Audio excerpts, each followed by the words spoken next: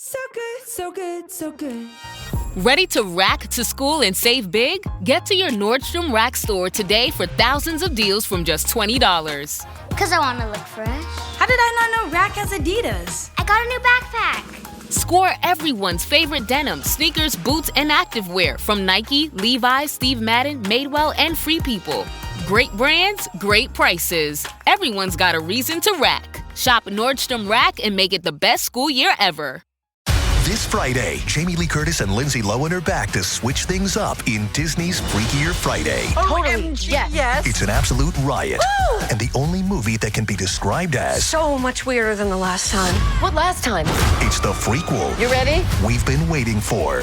That absolutely slays. What deeply out of touch old person came up with that? You did. Wow. Don't miss the comedy event of the summer for all ages. Disney's Freakier Friday, in theaters this Friday. Get tickets now. Rated PG. Parental guidance suggested. This episode is brought to you by the world's first reposado from Tequila Herradura. Made with slow-cooked, hand-harvested agave sealed into oak barrels and aged 11 months. Before being enjoyed in your glass. Experience the world's first reposado. Tequila Herradura. Please drink responsibly. Responsibility.org. Tequila Herradura. 40% alcohol by volume. Imported by Brown-Forman, Louisville, Kentucky. Herradura is a registered trademark. Copyright 2025 Brown-Forman Corporation. Pie in the Sky Media. This series contains adult language and descriptions of graphic violence throughout. Listener discretion is advised. I'm also ready. Let me get the microphone because this was a bad one. All right, 3, 2, 1. Welcome back, Criminal Mischief Nation, to another bonus episode.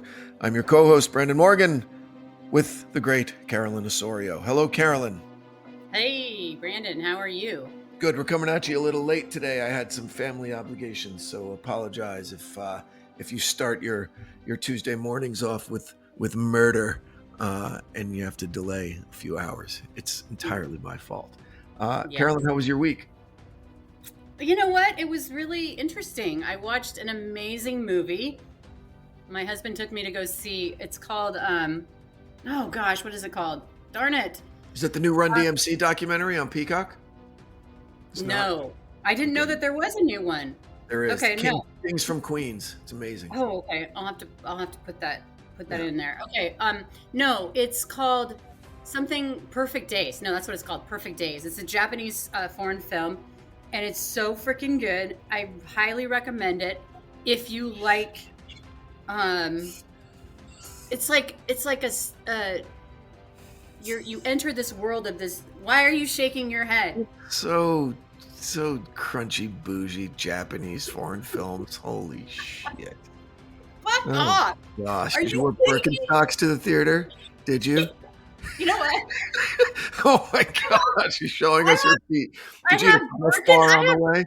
I have Birkenstock like boots. Oh god. I'm so glad that I'm so predictable. All right, go on.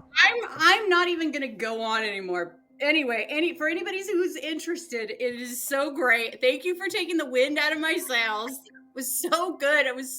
We all clapped afterwards. Woo! Oh gosh. Keep art alive. So it was really good.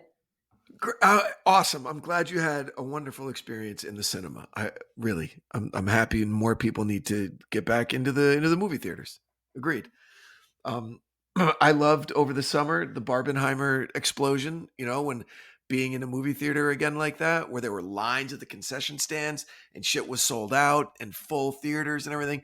That was like old school. You know, that was it was great. So and I used to live down the street when I lived in Hollywood from an art house theater that had all of these little Carolyn indies, you know. You don't get to go back. You don't get to go back. You already And I made fun of every single one of them. But every now and then, you don't like indie films? Are you kidding me? the you? indie films, I like indie films like, you know, like Train Spotting, you know, like gritty, dirty indie films that studios won't touch, you know.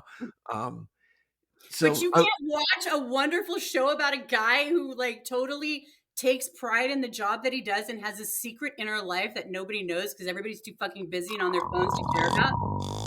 I'm sorry. What? You lost me for a second. I fell asleep. What happened? Start over. I can't believe it. It's like a stake through my heart. I'm kidding. My wife drags me to those things sometimes, and they're okay. I get it. One of my favorite movies of all time, actually, is a foreign indie film. I don't know if it was indie or not, because it won the Oscar. The Lives of Others. Do you ever see The Lives of Others? The German film. Like when? Oh gosh, 15 years ago, maybe. Okay. I kicking and screaming went to that movie. I was like, ugh, I'm gonna have it's subtitled. All that. Like Werner Herzog? No, it wasn't Werner Herzog. I was being the ugly American. I admit it. But I went into that movie and I was just like, whatever. And it was magnificent. It was so good. I couldn't believe it. It was just amazing. The emotional strings that it pulled, and the filmmaker had you in the palm of his hand from the beginning. It was so great. Okay, well, you have to go see Perfect Days. I'm telling you, it's so good. It is so rich and delicious and yummy and like everything. Okay. Like, All it right. was ice cream. It was brownies. It was cookies. Calm yourself. So good. No, it was so good. Was it subtitled? I don't speak Japanese. I wish I did, of course, but it's like they couldn't just speak English. It immerses you. I can't stand that. Even when they do have it dubbed, I have to listen. I mean, I'm kidding. I'm joking, obviously. Of course. No, it's so great. Like just it's okay. I'm gonna stop because I. Well, good. I'm glad you enjoyed it. I'm Yes. helping my brother-in-law build out an office in his backyard. So I spent all weekend doing Uber like man stuff, like framing and insulation and installing an air conditioner and flooring. I like that too. Drywalling. Yeah, really, really cool. So that was I had a really good weekend there. Home Depot. Good. We wore matching like coveralls, looked like a bunch of tools. Do you have your carpenter's pencil right here next to your glasses, or do you have it hooked in your belt? That's one of my problems as a construction worker, as a carpenter, is I don't do either. I leave it where it is, and I'm constantly looking for a tape measure and for a pencil, constantly.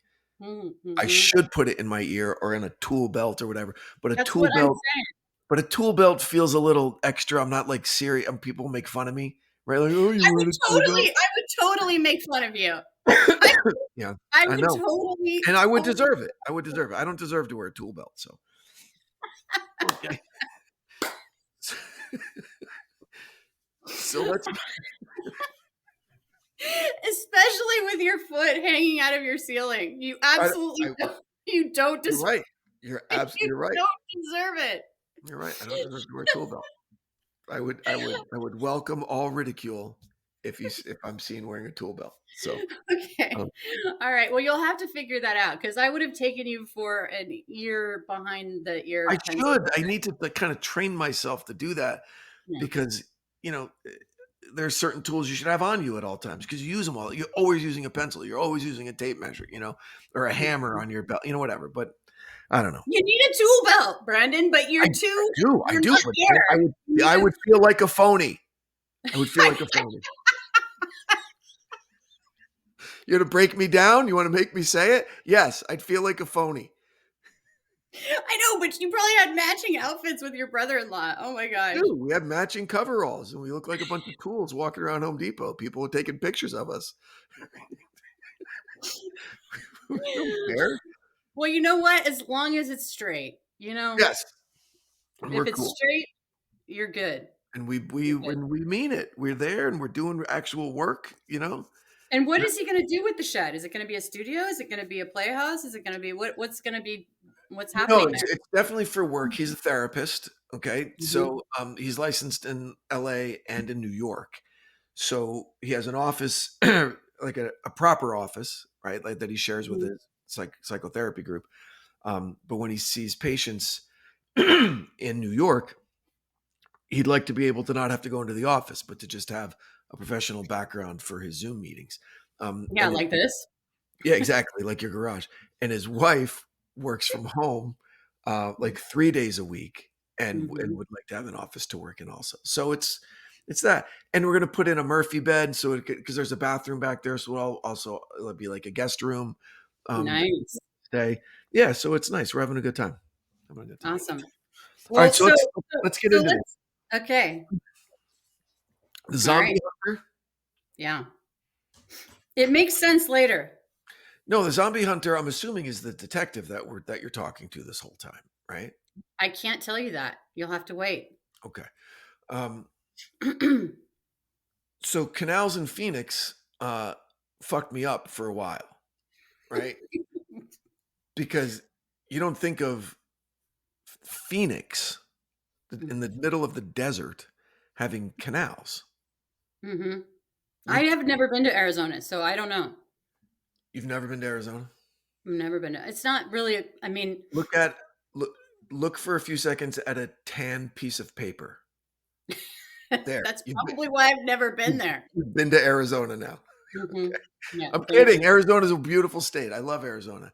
My friend Margot lives in Arizona. I got in a motorcycle accident in Phoenix one time. Okay. So I've spent some time in Arizona. But I never saw the canals there. So I'm wondering if it's a kind of a public works, obviously public works, but specifically to combat the monsoon season, because there's a monsoon season in Arizona. It's like I looked it up briefly, and it had something to do with irrigation, and so it was they're really old. They're old. It's not anything new, right?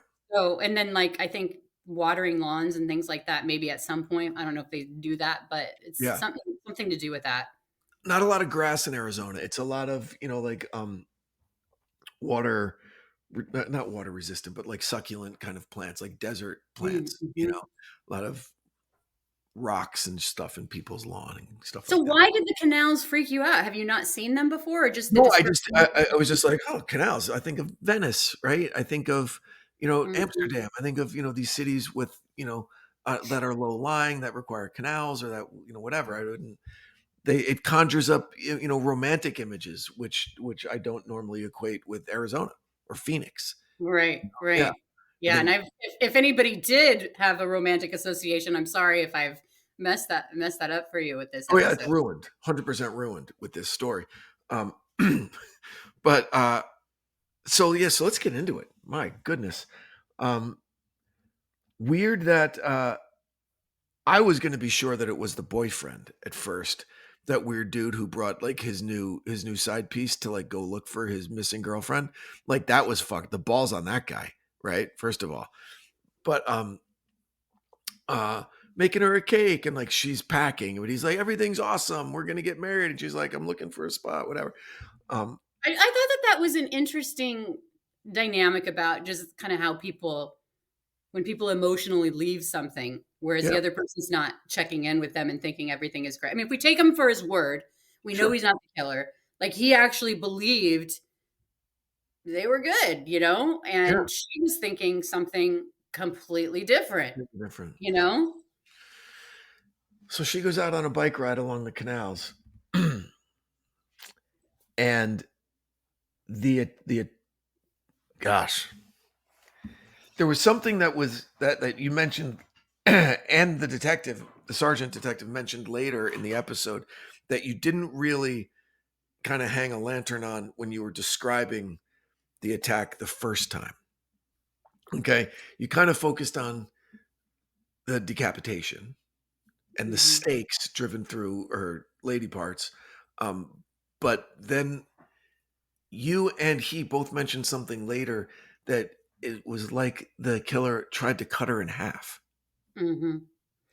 You know what? The last time I remember one episode that I did where this happened, and you're like, I really didn't need to know how to separate you know what I mean? There's like a specific way of doing that. And that's why I purposely tracked that in my mind and saying, because sometimes like for me, as I'm doing it, it's not like I'm purposely trying to be as graphic as possible. You're reporting the facts. Yeah. I mean, it's not necessarily that. It's just that, people are morbidly curious about what happens and what, and kind of what they went through. I mean, it's it's definitely a line that, I don't want to overstep, but I do think that people are, obviously they're listening to true crime and they want to know what happened, and so, but with that, yeah, this guy not only did all those other things, and that's why it was so horrific for the people that were there. Obviously, it's like, not only was she beheaded, not only did he, stab her in her, genital area and her, reproductive organs, making that kind of a statement. But then he also is trying to literally cut her in half. Like at the hips? Like yeah, like, I don't know. Lengthwise or sidewise? I didn't ask him, but it sounds like he was real. Look at you, Mr. True Crime.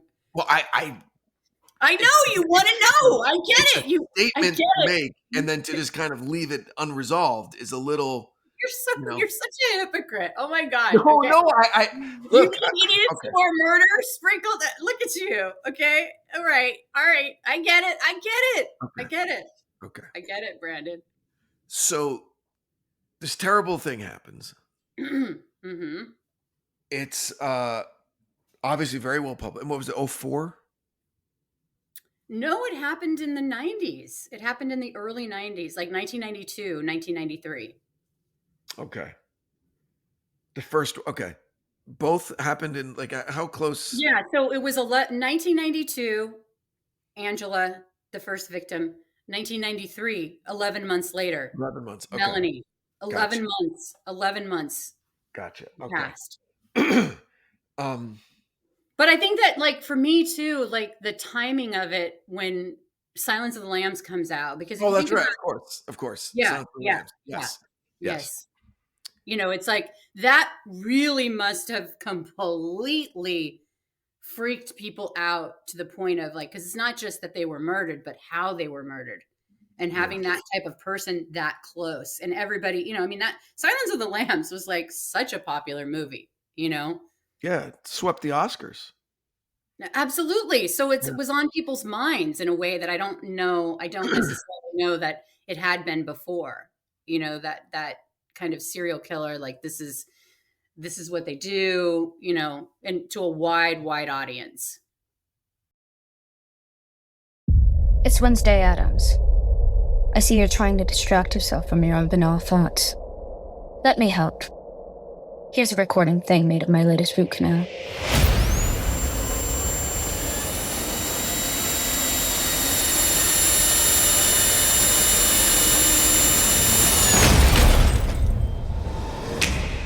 Wednesday, Season 2, begins August 6th, only on Netflix.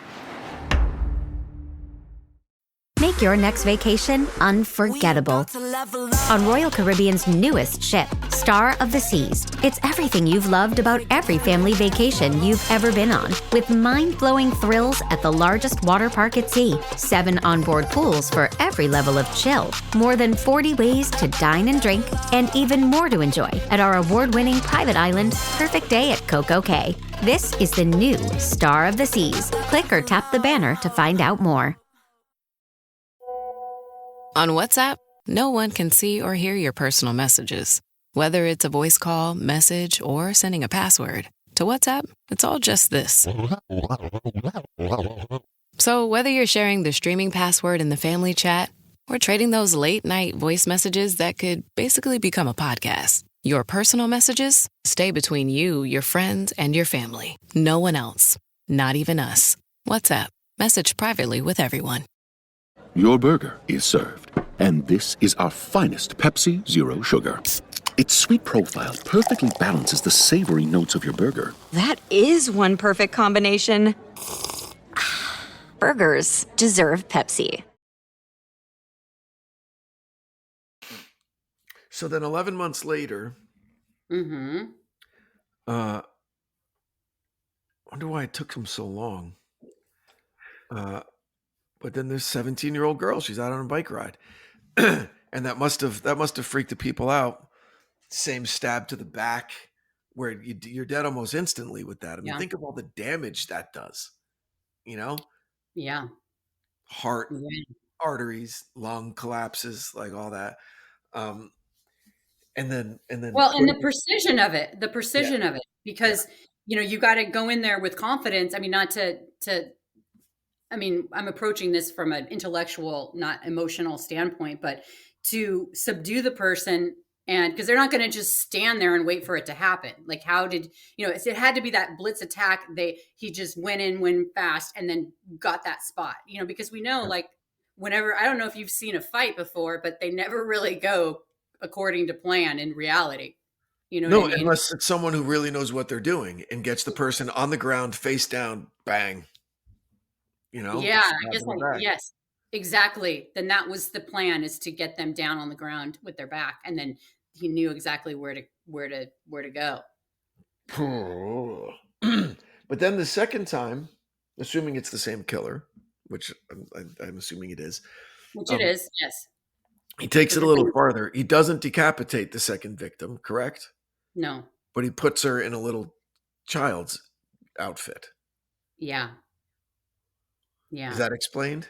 He brought it to the crimes. He brought it with him. So, he was obviously waiting. And to your point about why 11 months, I mean, there had to have been, people were so freaked out that women were not going on that path by themselves. It probably took a while, 11 months. And he could have been stalking and waiting for the perfect opportunity. These are crimes of opportunity where he's waiting for the victim to be alone, a woman, whatever. And so body type to fit into this little outfit that he had, right? Well, I mean, it didn't fit. And it didn't fit. And that was the point. It was a posing type thing. But, he took the time to pose her like that. So, not only did it show kind of his psychological a little bit, because I mean, they're grasping at straws. They don't have anything. I mean, they have the ultimate, they have his DNA, but it's before they can really do anything about it. Wow. And he leaves the shoes and socks on. On both. Mm-hmm. Yes. So the second half of this episode, I didn't know it was going to be a two-parter, and it always pisses me off at the end because it surprises me. I'm like, damn it, I want to know the answers. But it got super interesting with the evolution of the DNA technology, the case, going cold and being. Excuse me, one second. The case going cold and being given to this, new unit and a new guy 20 something years later. Right. And then getting that call. Well, first going to, the creme de la creme of the forensic investigator, like imagine the nerds in that freaking building, right? Just imagine what you're dealing with there. Just poorly socially adjusted people who just have their noses buried in murder files, fucking nonstop, right? It's funny because I don't see it like that at all. The way when I was talking to him, and you know what, I really like this guy that I was interviewing, Troy, because number one, passion gets me every time. You know what I mean? Like somebody, he has all those attributes that I really appreciate.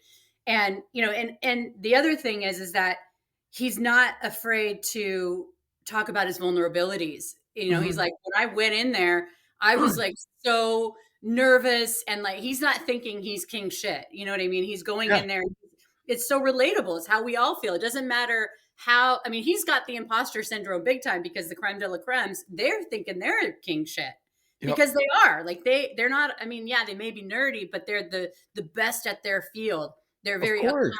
And so I think that it's incredibly intimidating, and he said that. He's like, I was like basically shaking in my boots. We gave this presentation. The one of the original founding members was the one that called him out. Like, you're not doing the slides fast enough. I mean, oh my gosh, you could just see his hand shaking, as he's trying to do it.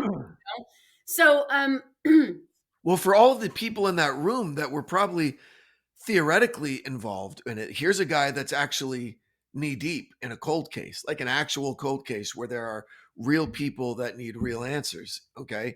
And so that had to be so exciting for these people, right? To the point where they're like, get to it faster with the slides. What's going on? We're here to help you, and for that guy to come up to him and say, hey, he's in your files. That's very Hannibal Lecter, Silence of the Lambs. Right? Absolutely. Because that's what he told Starling. He said, it's all in there. Everything is in this file, like right there, and Hannibal knew.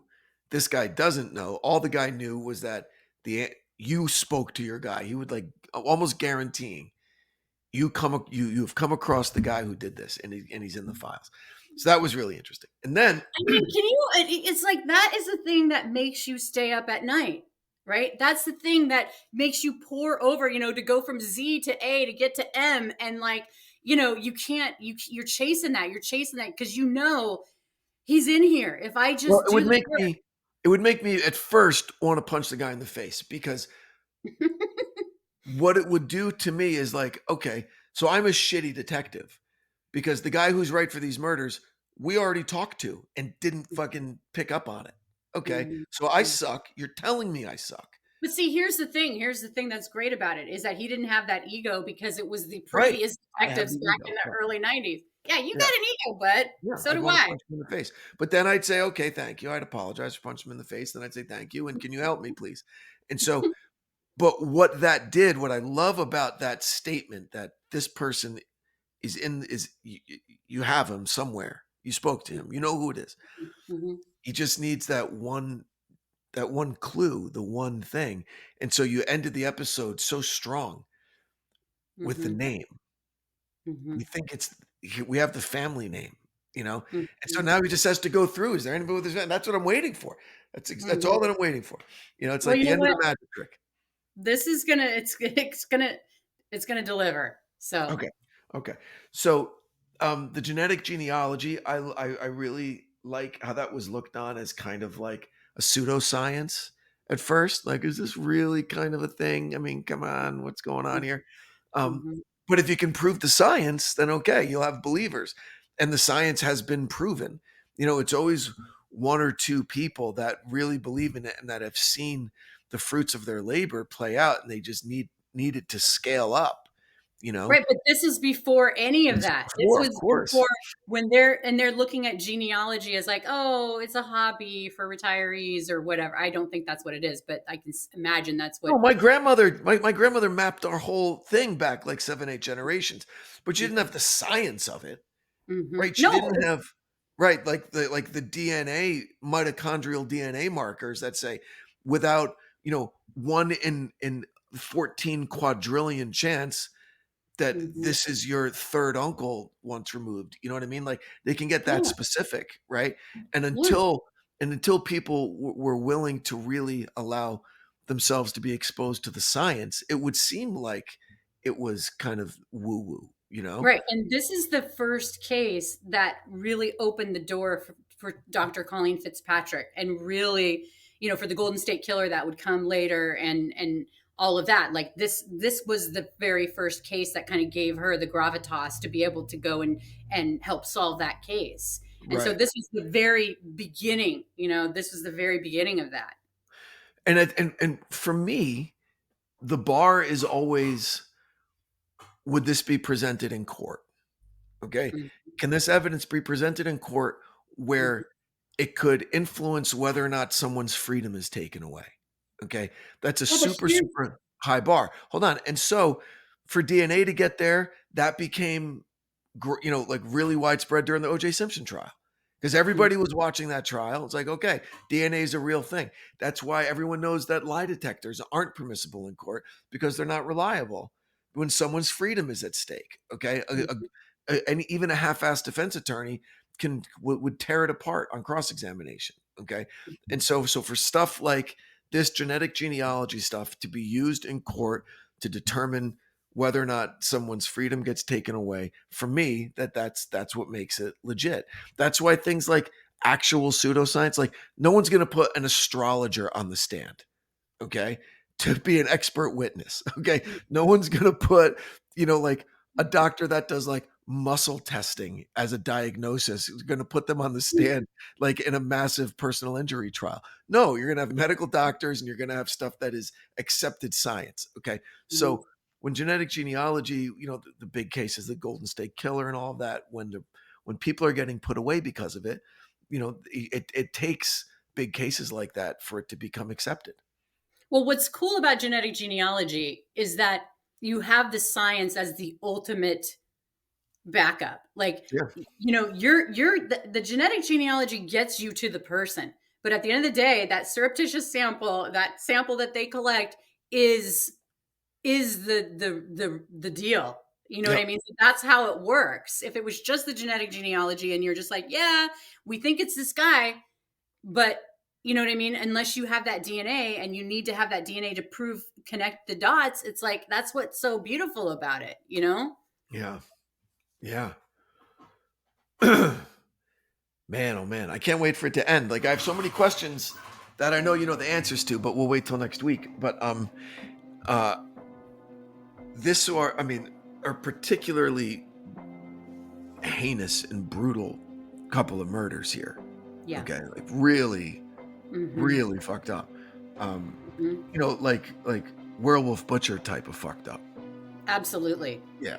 Yeah. Absolutely. And if you haven't listened to The Werewolf Butcher, go back. It's one of our earlier episodes. I think it's episode 4 or 5. But definitely worth listening to. Another two-parter, I think. Werewolf Butcher was a two-parter. Yeah. I mean, The Werewolf Butcher really, like, I mean, I feel like I learned so much from that case that I never understood, and I still don't understand, but just kind of the why they do this, and you know, it's just, this guy is like that, you know, and so we'll find it all will be revealed in episode 2. So stay tuned. Gosh, can't wait. Can't wait. Well, sorry, extra phlegmy today. My bad. Well, thank you for listening, everybody. Sorry for ending it with a phlegm joke, but please stay tuned for next week so we see how this thing wraps up. Thank you as always for listening.